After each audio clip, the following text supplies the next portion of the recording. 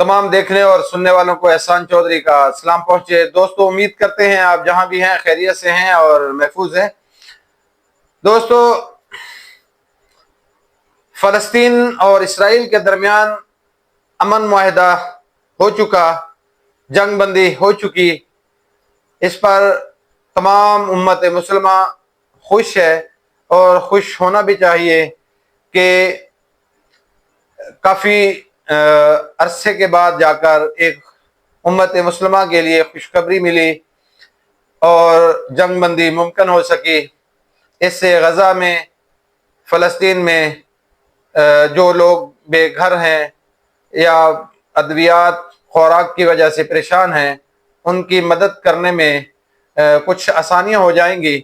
لیکن میرا سوال تمام امت مسلمہ سے، تمام مسلم حکومتوں سے ہے کہ کیا 90,000 شہید کروانے ضروری تھے؟ 90,000 سے زائد کی شہادت ضروری تھی غزہ میں کہ یہ جنگ بندی، یہ شرائط پہلے بھی تسلیم کی جا سکتی تھی، اس پر پہلے بھی بات چیت ہو سکتی تھی کہ 90,000 شہداء کی قربانیاں 20 نکاتی یا اس سے کچھ کم یا زیادہ میں آپ نے تسلیم کر کے کیا ان کی قربانیوں کو رائے گاں کیا؟